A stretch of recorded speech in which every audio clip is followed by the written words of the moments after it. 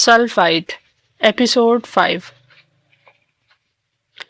انسانی جسم کو پگھلا دینے والی گرمی پڑ رہی تھی۔ ایسے لگ رہا تھا جیسے آگ برس رہی ہو۔ پیاس سے اس کا گلا خشک ہو چکا تھا۔ دور اسے ایک دریا نظر آیا تھا۔ وہ جلتی تپتی زمین پر ننگے پاؤں چلتی اس دریا کی طرف پڑ رہی تھی۔ پاؤں میں آبلے پڑ گئے تھے، لیکن پیاس کی شدت اسے آگے بڑھنے پر مجبور کر رہی تھی۔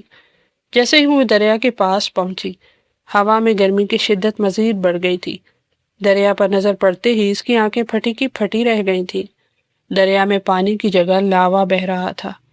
وہ ڈر کر ایک دم پیچھے ہوئی جب کسی نے اسے پیچھے سے دھکا دیا تھا اور وہ آگ ابلتے دریا میں جا گری۔ آگ نے جسم کو جلایا تو وہ چیختے اٹھ بیٹھی تھی۔ چہرہ پسینے سے تر تھا۔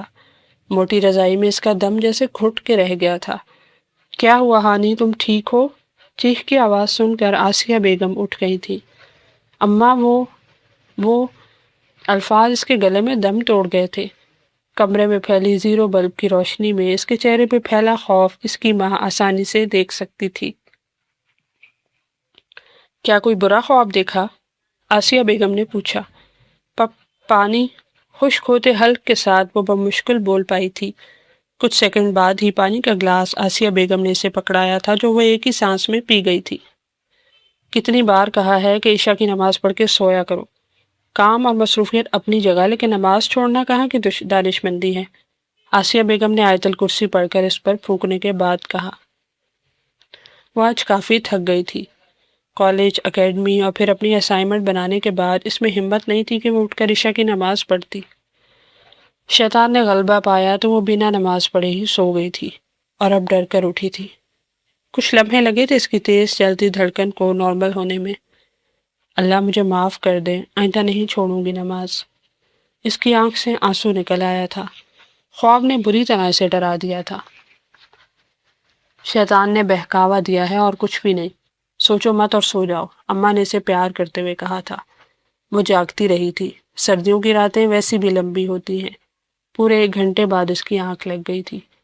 وہ نہیں جانتی تھی کہ اس خواب کا اس کی زندگی پر کیا اثر پڑنے والا ہے۔ پچھلے کئی دنوں سے وہ لڑکی اسے لگاتار میسیجز کر رہی تھی۔ حشام اس سے بات نہیں کرنا چاہتا تھا، لیکن اس کی منتیں کرنے کی وجہ سے آج وہ اسے جواب دے رہا تھا۔ جی بولے، میں آپ کی کیا مدد کر سکتا ہوں؟ ٹھہرے ہوئے لہجے میں پوچھا گیا تھا، جبکہ ماہی تو خوشی کے مارے بے ہوش ہونے والی ہو گئی تھی۔ کتنی ہی دیر وہ اسکرین پر اس کے بھیجے گئے پیغام کو بے یقینی سے دیکھتی رہی تھی، جبکہ دوسری جانب وہ بیزاری سے جواب کا منتظر تھا، کیونکہ ماہین ہمدان میسج سین کرنے کے بعد گنگ بیٹھی تھی۔ میں آپ سے دوستی کرنا چاہتی ہوں، کتنی ہی دیر بعد کانپتی انگلیوں سے اس نے ٹائپ کیا تھا۔ معذرت محترمہ، میں عورتوں سے دوستی نہیں کرتا۔ ماہی کے چہرے کا رنگ اڑا تھا۔ لیکن کیوں؟ وہ حیرانی سے پوچھ رہی تھی۔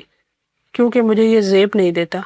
ماہی نے دیکھا تھا اس کی فرینڈ لسٹ میں کوئی لڑکی بھی ایڈ نہیں تھی۔ لیکن میں آپ کو جانتی ہوں، آپ کو یاد ہوگا ہم ملے تھے پیرس میں ایفل ٹاور کے پاس۔ وہ اسے کچھ یاد دلانا چاہتی تھی۔ نہیں، مجھے کچھ بھی یاد نہیں، اور اب آپ مجھے ڈسٹرب مت کیجیے گا۔ اللہ حافظ۔ وہ اپنی بات کر کے اس سے بنا آف لائن جا چکا تھا۔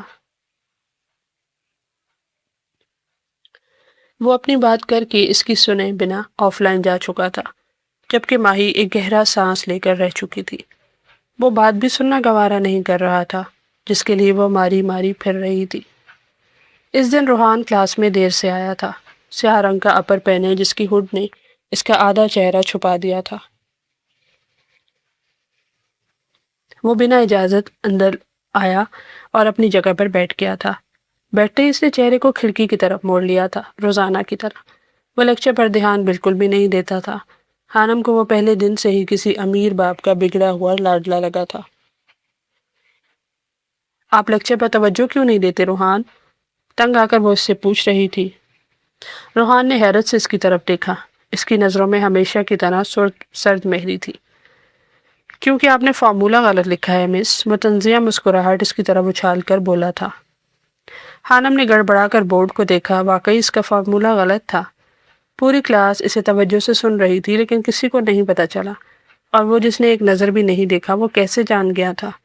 معذرت، حانم نے فارمولہ دوبارہ لکھا تھا۔ ویسے مس آپ کی عمر کیا ہے؟ روحان کی طرف سے پہلا سوال آیا تھا۔ 19 سال اور کچھ ماہ، وہ سچ بول گئی تھی۔ میٹرک کب کیا تھا آپ نے؟ تقریباً 4 سال پہلے، وہ ناسمجھی سے جواب دے رہی تھی۔ حانم نے محسوس کیا اس کی آنکھوں میں مقناطیسی کشش تھی جو اسے جواب دینے پر مجبور کر رہی تھی۔ تو پھر آپ نے ماسٹر کیسے کر لیا مس؟ اس کے سوال پر حانم گڑبڑا گئی تھی۔ میم سمیہ کا بولا گیا جھوٹ اسے بری طرح پھنسا گیا تھا۔ پوری کلاس میں سرگوشیاں شروع ہو گئی تھیں۔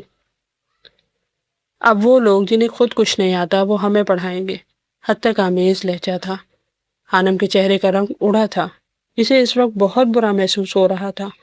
اس نے جھوٹ نہیں بولا تھا لیکن الزام اس پر آیا تھا۔ وہ پوری محنت سے لیکچر تیار کر کے آتی تھی، آج جانے کیسے فارمولہ غلط ہو گیا تھا، اور آج ہی روحان جبیل عرف RJ اسے پکڑ چکا تھا۔ یہاں سے کل شروع کریں گے۔ وہ بیگ اٹھا کے کلاس سے باہر نکل آئی تھی۔ کلاس کا وقت ویسے بھی ختم ہو چکا تھا۔ 1-2 منٹ باقی تھے۔ اسے محسوس نہیں ہوا تھا کہ کب اس کی آنکھیں نم ہوئی تھی۔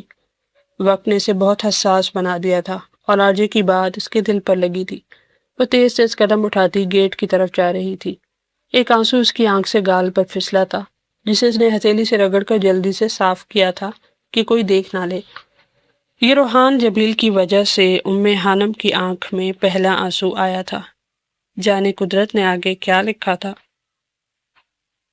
وہ اپنے کپڑے بیگ میں رکھ رہا تھا جب دروازے پر دستک ہوئی۔ ارے بی جان، آپ اندر آئیں، وہاں کیوں کھڑی ہیں؟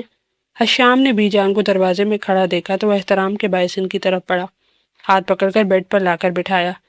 ہو گئی تیاری؟ بی جان نے محبت پاش نظروں سے اسے دیکھتے ہوئے پوچھا۔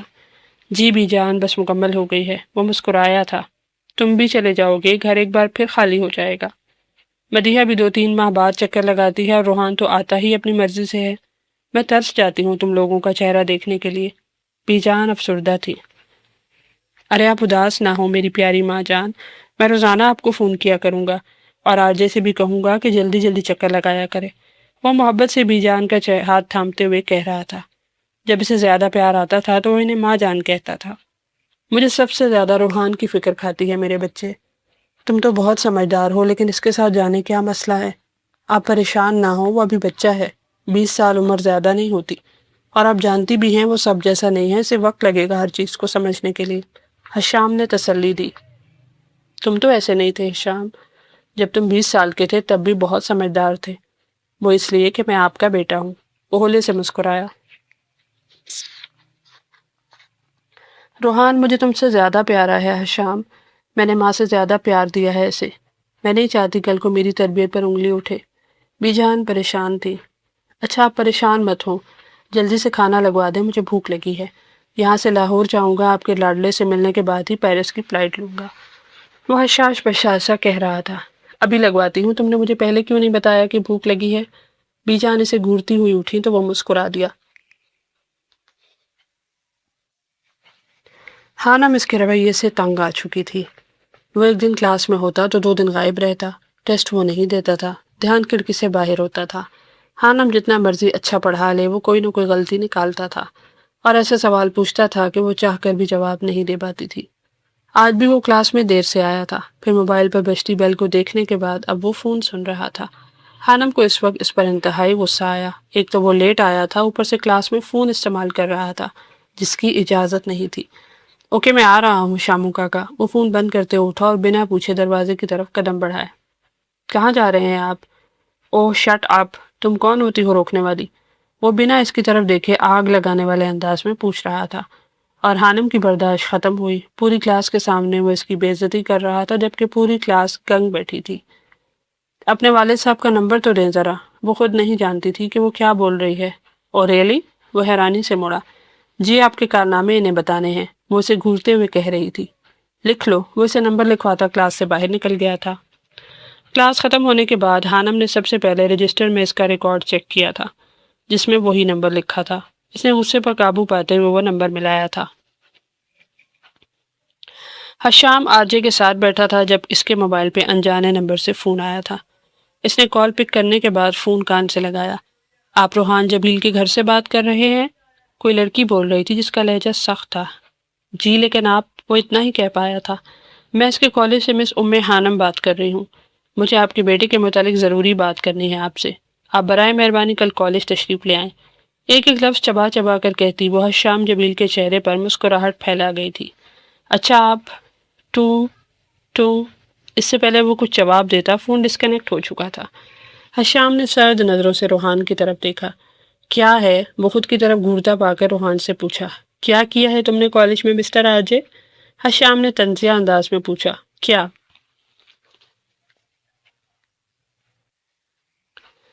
حشام حیران ہوا تھا۔ کافی عرصے بعد اس کے کسی تعلیمی ادارے کی طرف سے اس کی شکایت آئی تھی۔ شروع میں اسکول کی طرف سے ٹیچرز کے فون آتے تھے، پھر جیسے ہی سب کو پتہ چلا دوبارہ کسی نے فون نہیں کیا تھا۔ اب یہ کافی سالوں بعد ایسا ہوا تھا۔ تمہاری کسی ٹیچر کی کال تھی، کہہ رہی تھی آپ کے بیٹے سے متعلق ضروری بات کرنی ہے۔ نہ چاہتے ہوئے مسکراہٹ اس کے لبوں کو چھو گئی تھی۔ اوہ، یقین نہیں ہوتا وہ اتنی بے وقوف ہے۔ روحان نے افسوس سے سر ہلایا۔ بتاؤ تم نے کیا گل کھلایا ہے؟ یہ تم اس سے جا کر پوچھو نا جس نے فون کیا ہے، میں تو اسے دیکھ ہی لوں گا۔ آخری جملہ اس نے آہستہ آواز سے کہا تھا۔ چلو ٹھیک ہے، پھر کل بات ہوگی اس موضوع پہ۔ پیرس جانے سے پہلے میں تمہاری اس ٹیچر سے ملنا پسند کروں گا جس نے آرجے کی شکایت لگانے کی ہمت کی ہے۔ جبکہ اس کی بات پر روحان کے چہرے کے تاثرات تن سے گئے تھے۔ میں تمہیں چھوڑوں گا نہیں مس حانم۔ وہ تصور میں اس سے مخاطب تھا، جبکہ حشام کی گہری نظریں یہ جاننے سے قاصر تھیں کہ اس کے دماغ میں اس وقت کیا چل رہا تھا۔ اس نے بات کرنے سے انکار کر دیا ایلا، وہ مجھ سے بات نہیں کرنا چاہتا۔ ماہی کی آواز بھرائی ہوئی تھی۔ کچن میں کام کرتی ایلا نے پلٹ کر اسے دیکھا۔ کس کی بات کر رہی ہو ماہی؟ کس نے انکار کیا ہے؟ وہ پوچھ رہی تھی۔ حشام نے۔ ماہی کے لب بڑبڑائے۔ اوہ، تو اس میں رونے والی کیا بات ہے پاگل؟ ایلا نے اس کی نم آنکھوں کی طرف دیکھتے ہوئے پوچھا۔ جس شخص کے لیے میں اتنا خوار ہوئی وہ میری بات تک سننے کے لیے تیار نہیں ہے۔ میں اسے اپنی بدقسمتی سمجھوں۔ یہ اس کی بدقسمتی ہے ماہی، جو اس نے تمہیں نہیں سمجھا۔ ایلا نے اس کی بات کاٹی۔ چلو میرے ساتھ اور ریلیکس ہو جاؤ۔ ایلا اس کا ہاتھ پکڑتے ہوئے اسے ڈرائنگ روم میں لائی اور اسے صوفے پر بٹھایا تھا۔ ماہی نے آنکھوں میں آئی نمی کو زبردستی مسکراتے ہوئے صاف کیا تھا۔ تم ہی تو کہتی ہو نا کہ وہ سید خاندان سے ہے، ایک اعلیٰ خاندان سے جس کا وقار بہت زیادہ ہے۔ تو سوچو اگر وہ فوراً ہی تمہاری بات مان لیتا اور تم سے فلرٹ شروع کر دیتا تو تمہیں کیسا لگتا؟ وہ ماہی کے گھٹنوں کے پاس بیٹھی پوچھ رہی تھی۔ ماہی نے چونک کے سے دیکھا۔ بولو، کیا اچھا لگتا تمہیں؟ ایلا نے دوبارہ پوچھا۔ نہیں، ماہی نے نفی میں سر ہلایا۔ تو مس ماہی خوش ہو جائیں، آپ کا دل کسی سطحی مرد پر نہیں آیا جو عورت دیکھ کر ہی مر جاتا ہے، بلکہ شکر کرو کہ تمہاری پسند عام نہیں ہے۔ ایلا نے اس کا گال تھپ تھپاتے ہوئے کہا تو ماہی ایک دم مسکرا دی۔ ایلا کی باتوں نے اسے پھر سے زندہ دل کر دیا تھا۔ ایک نئی امید کی سحر اس کے اندر جاگ گئی تھی۔ واقعی اس نے اس پہلو پر نہیں سوچا تھا۔ اب میں کافی بنا لوں؟ ایلا نے سوال کیا۔ میرے لیے بھی؟ ماہی مسکرا دی، اور ایلا نے دیکھا تھا اس کے مسکرانے پر جیسے سارے رنگ فضا میں بکھر گئے تھے۔ ایک مثبت امید انسان کو ایسے ہی تازہ دم کر دیتی ہے۔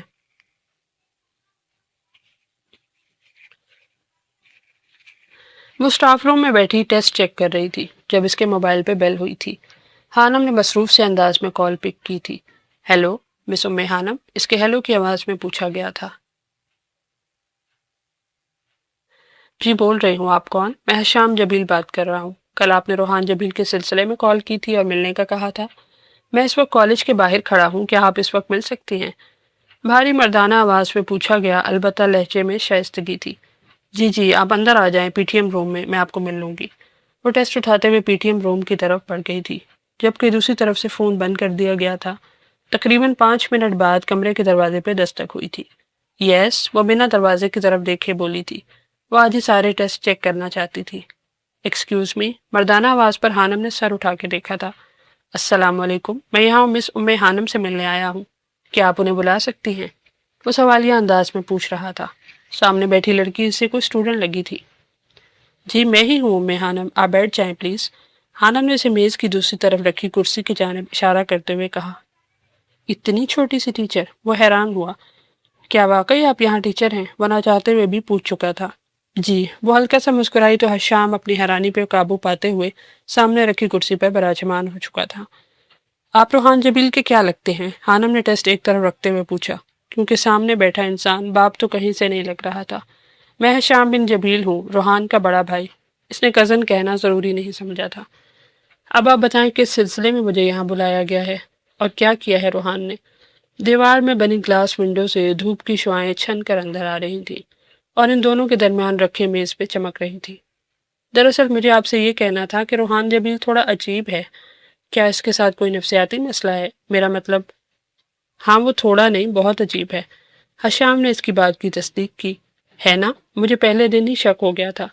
وہ کلاس میں دیر سے آتا ہے، زیادہ تر غیر حاضر رہتا ہے اور بہت ہی زیادہ بدتمیزی کرتا ہے۔ حشام نے اس کی بات کاٹی۔ جی بالکل۔ خانم کے منہ کے زاویے بگڑے۔ ایک بھی ٹیسٹ نہیں دیتا وہ، اور الٹے سیدھے سوال کرتا ہے نا؟ وہ ایک بار پھر اس کی بات پوری کر چکا تھا۔ خانم کی آنکھوں میں حیرانی ابھری۔ آپ کو تو سب پتہ ہے۔ ظاہر سی بات ہے مس خانم، وہ میرا بھائی ہے، 20 سال ساتھ رہا ہے، کیا مجھے نہیں پتا ہوگا؟ وہ نہ جانے کیوں اتنا بول رہا تھا۔ 20 سال؟ اور آج کل بچے 17 سال کی عمر میں انٹر کر رہے ہیں۔ وہ 20 سال کا بھی ہو کے انٹر میں ہی گھوم رہا ہے۔ خانم نے اپنی طرف سے بڑی بات کی تھی اور حشام جبیل نے مشکل سے اپنا قہقہہ ضبط کیا تھا۔ لگتا ہے آپ کو کسی نے کچھ بھی نہیں بتایا اور آپ روحان جبیل کے بارے میں کچھ نہیں جانتی۔ جی میں سمجھی نہیں۔ خانم کو واقعی کچھ سمجھ نہیں آ رہا تھا۔ وہ انٹر کا اسٹوڈنٹ نہیں ہے بلکہ BBA کر رہا ہے۔ آخری سیمسٹر فریز کر کے وہ دماغ کے الٹ جانے پر FSC کرنے آیا ہے۔ کیا؟ حیرت سے اس کی آنکھیں پھیلی۔ حشام کو ان بڑی بڑی گرے رنگ کی آنکھوں میں پھیلی حیرانی اچھی لگی تھی۔ جی، پہلے اس نے کیمسٹری نہیں پڑھی تھی۔ ویسے تو اسے ضرورت نہیں ہے، وہ خود بھی کتاب پڑھتا تو سمجھ جاتا، لیکن نہ جانے کیوں وہ یہاں آ گیا۔ وہ جو کرتا ہے ہمیں اس کی سمجھ نہیں آتی، لیکن وہ ایسا کیوں کرتا ہے؟ وہ پوچھ رہی تھی۔ کیونکہ وہ ایک سلفائٹ ہے۔ کیا آپ جانتی ہیں کہ سلفائٹ کسے کہتے ہیں؟ وہ میز پر تھوڑا جھک کر رازدانہ انداز میں پوچھ رہا تھا۔